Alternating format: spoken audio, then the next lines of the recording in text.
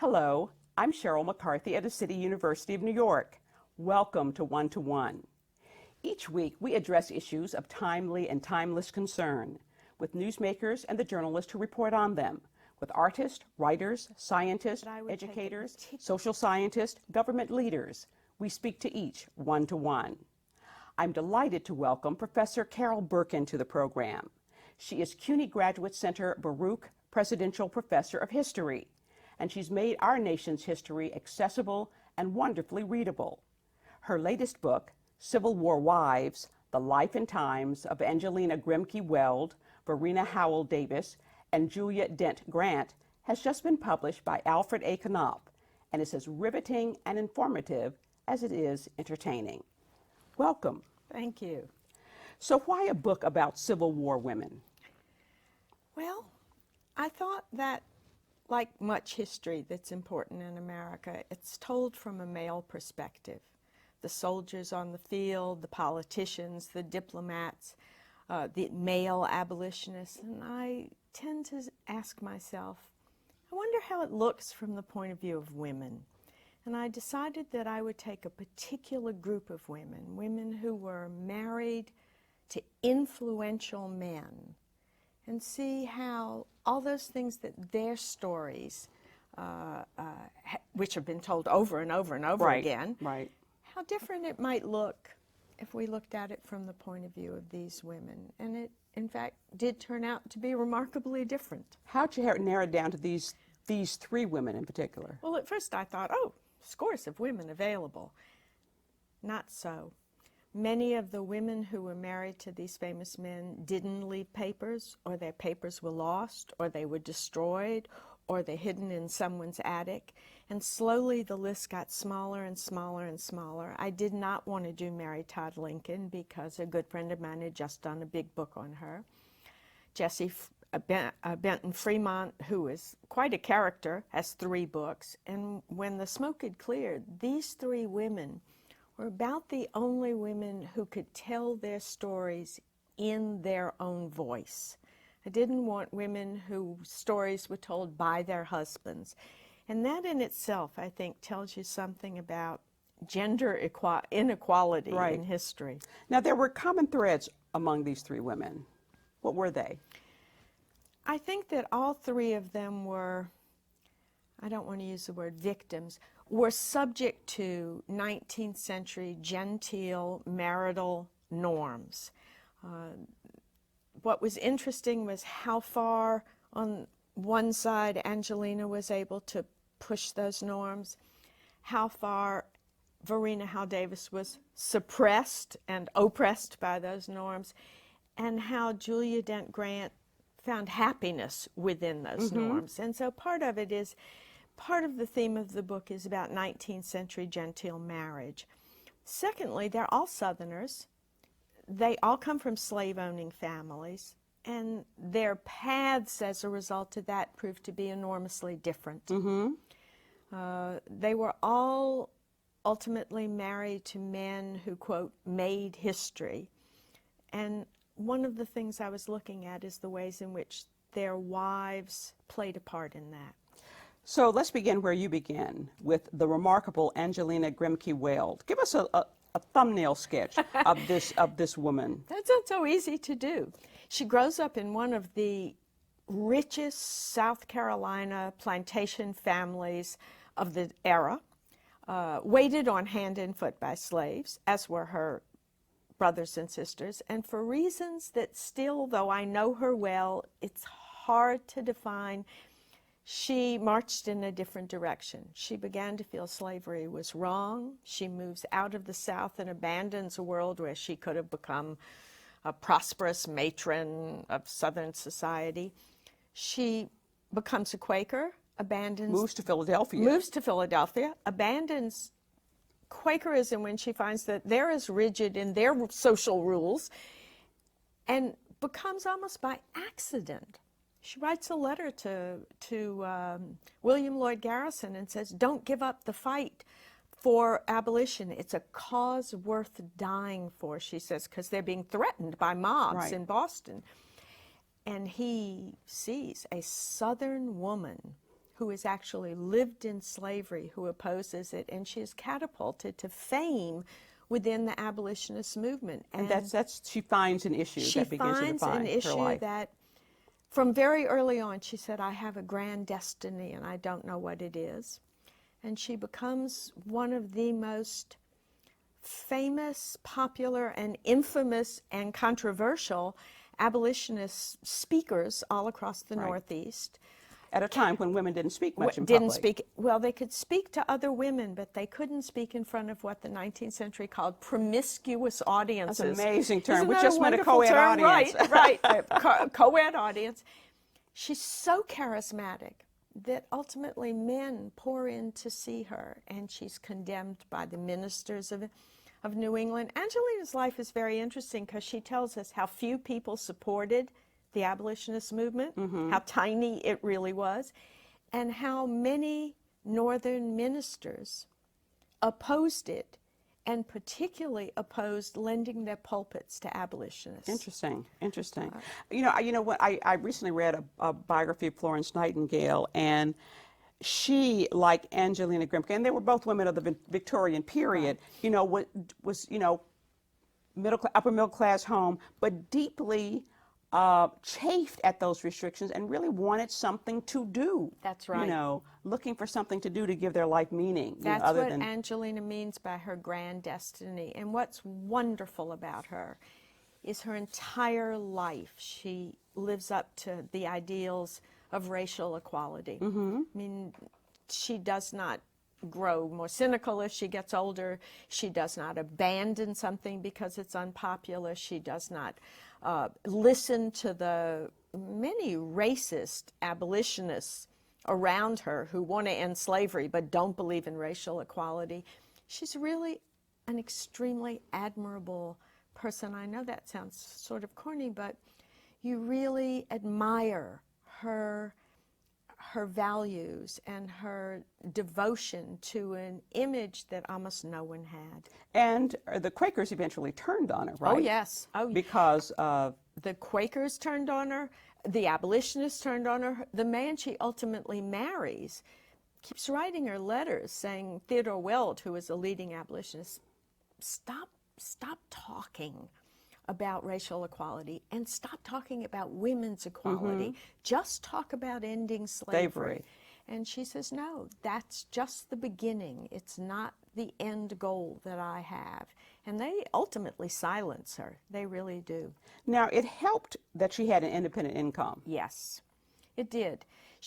Although I must say that she and her husband, Theodore Weld, lived in a kind of genteel poverty much of their life. So her income sustained them not at a really comfortable level. And he was a great advocate of all the fads of the 19th century, like the Graham diet, and almost starved her to death. She had several children right in a row, and she was incredibly anemic, and she was obeying her husband's demand that they only eat beans and graham bread. Well, she was probably doing better economically and health-wise before she got married. Yes, she absolutely was. She absolutely was in better shape. Now, her sister Sarah, who had found the Quakers before she did, both went on the speaking circuit. They did. You know, was their family horrified by having two radical females in the family? Absolutely. And South Carolina forbade Angelina to ever set foot there again. They warned her mother, if she ever sets foot in South Carolina again, we will arrest her immediately. And so she saw one of her brothers who visited. She never saw her family again. Sarah, and of course, one of the things that made it more interesting is they had a rather odd household. Sarah and Angelina and Theodore lived together all their life. Sarah never married, and she frequently referred to Theodore as our husband. I don't think it was sexual, but they were a very odd trio all their lives together. And I think part of it was for Angelina, Sarah was the only family she would ever see again. So Angelina finds his soulmate of sorts in Theodore Weld, a middle-aged, we think he was probably a virgin when he got married. Oh, absolutely. And a committed abolitionist. But marriage didn't seem to benefit her terribly much. It silenced her public voice. Right. She entered this period of domestic drudgery. Yes. Well spent her money on farms and schemes and basically ran through it.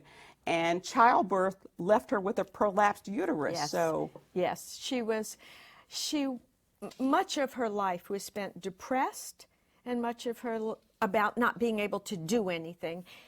But some of this is Angelina's own fault. She wanted to prove that a woman who had been in public life could still be a perfect wife and mother.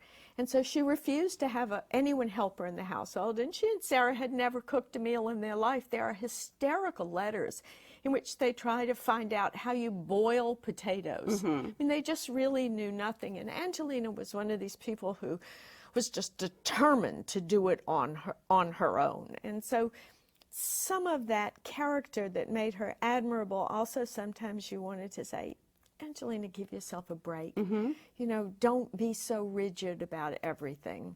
So some of it was Theodore's fault, some of it was hers, as is often the case in relationships. Let's move to Marina Howell, Yeah. a child of the Cotton Belt, but also a voracious reader, pretty well educated by her family, a woman of a quick tongue, not a Southern belle at all. How did she get to be as interesting as she was? She was, I think, really the most brilliant person I have ever written about, even counting Charlotte Perkins Gilman.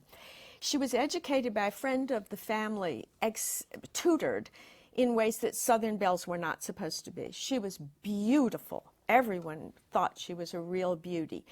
But she was just extraordinarily bright, and she was very witty, and she was very quick. And while that would have been admirable in a man, not so good in a Southern belle. But she was educated somewhat at home. Was it at home? It was by a tutor, a friend of the family, at home.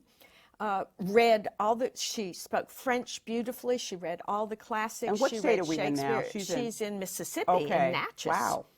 And at 17, she meets Jefferson Davis, who was a widower. Twice her age? Twice her age, who says to her, I love you not just for your beauty, but for your mind as well. Oh, we've heard that before. Poor 17-year-old Verena believed him. Soon as they got married, it was like having a wild stallion. He was going to break her will. She was going to become an obedient, silent wife or else. And he punished her. Never physically, but he went off to Washington to the government and says, I am not taking you with me. You have displeased me. And until you learn to behave better. Yeah, until you've learned to behave better. Okay, we're going to take a short break, and then we'll be back with more with Professor Carol Berkin, author of Civil War Wives, after the following message. The city charter is The Constitution of the 5 boroughs. Now the Charter Revision Commission is reviewing our government rulebook. Help decide the future of your city. To learn how, visit nyc.gov/charter or call 311.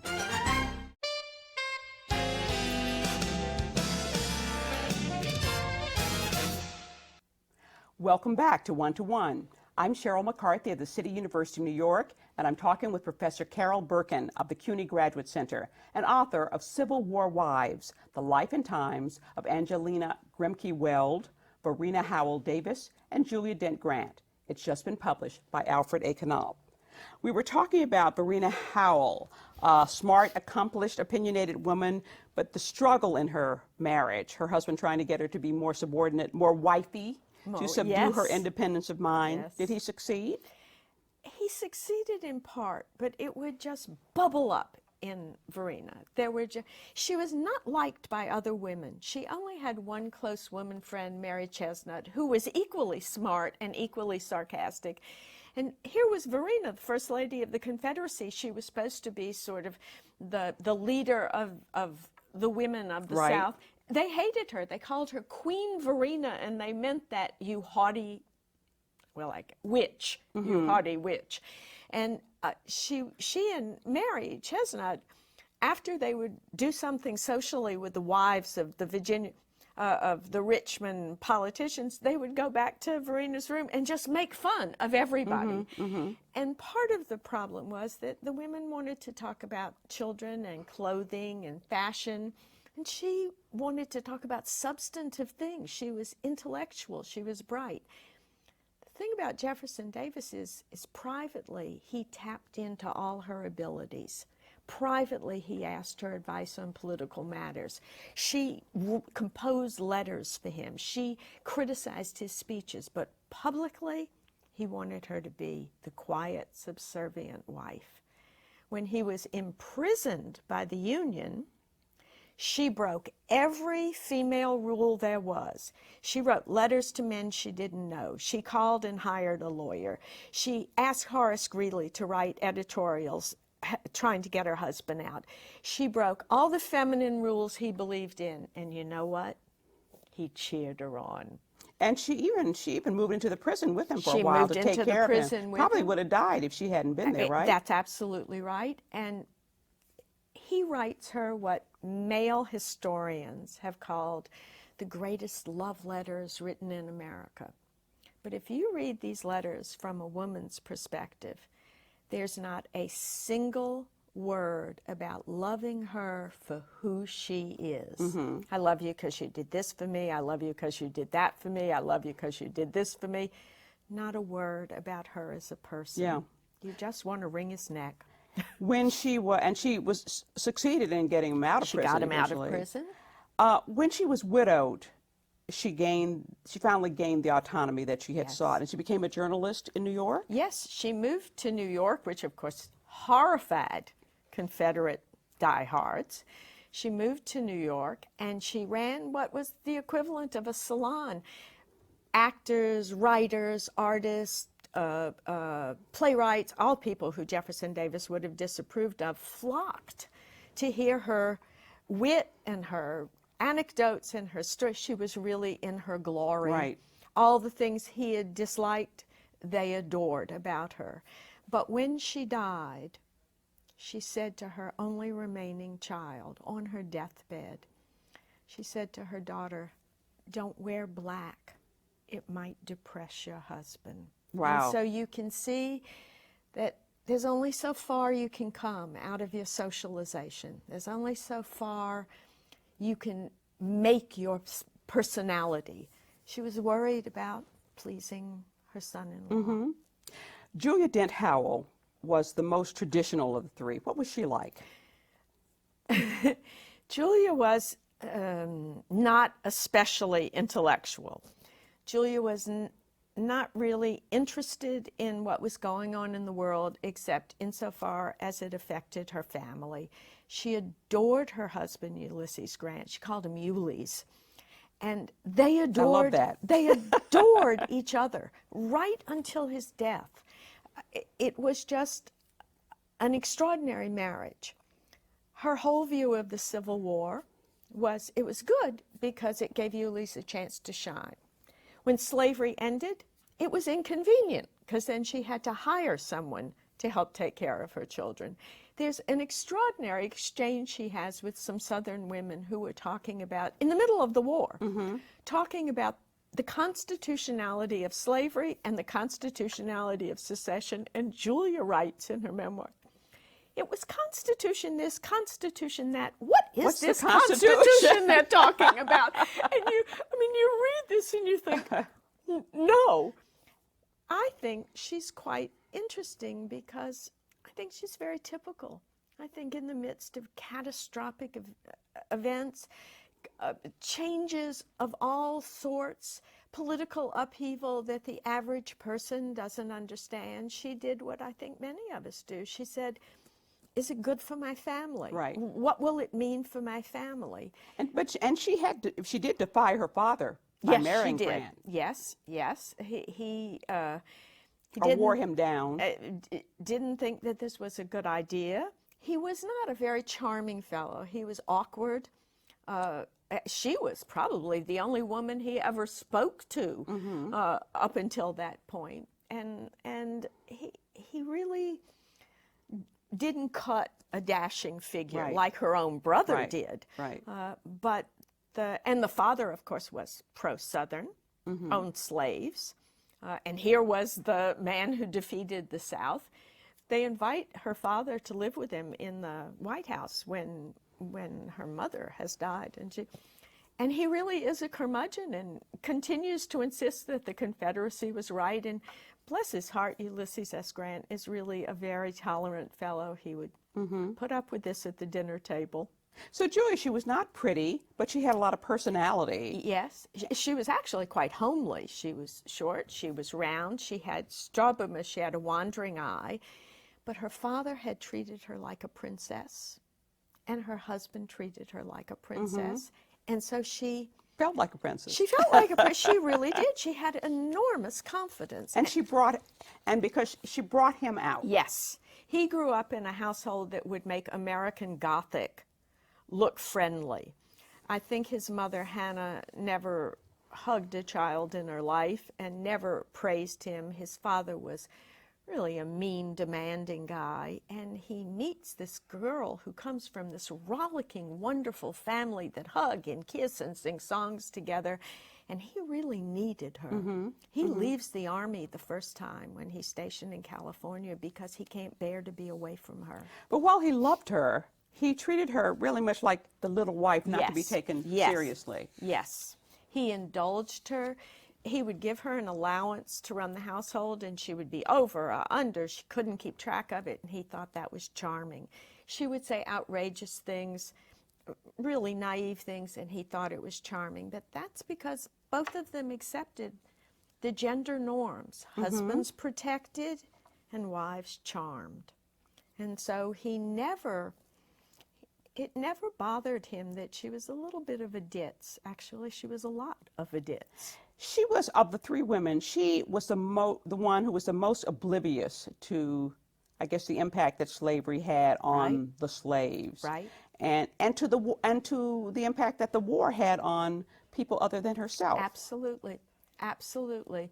She really believed that all the slaves on their plantation were perfectly happy, that she couldn't understand what the issue was, and she didn't really care.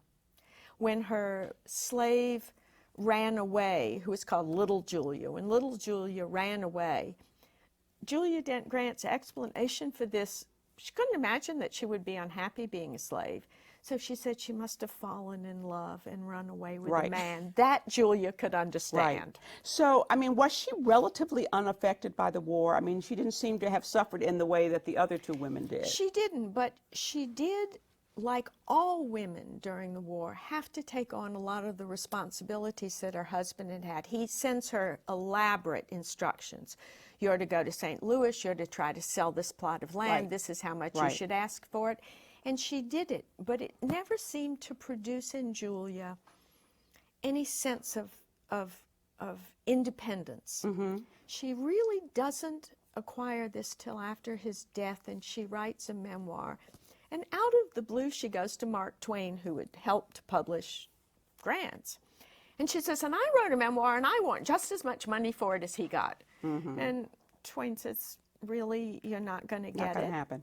And I was quite stunned that she did. And so she says, then I'm not going to publish it. Good for her. And it's not published till the 1970s. Which woman had the happiest life? Oh, Julia, Yeah. definitely, definitely. Ignorance may indeed Rachel- be bliss. Obliviousness Sadly, pays. bliss. Which one did you like best? Verena. I really felt for a woman who was being punished for being bright. You know, as a biographer, somehow you do sort of tend to get into their lives. And I thought, I knew what it was like growing up to have people say, that's not right. Stop reading books. Stop being smart. That's a bad thing. Right. But I admired Angelina most. And what do you want, in our last minute, what do you want people to take from the book? I want them to see that there are fascinating people who aren't male. I want them to see that you can't understand the Civil War unless you understand how women experienced it. And that would be my goal. Okay. Well, I found the book really, really interesting. Thank you. And I thank you for writing it, and I hope a lot of people are going to read it because I think they'll enjoy it. Thank you. We're out of time. I want to thank Professor Carol Berkin for joining us. Civil War Wives, The Life and Times of Angelina Grimke-Weld, Marina Howell Davis, and Julia Dent Grant has just been published by Alfred A. Knopf. For the City University of New York and 1-to-1, I'm Sheryl McCarthy.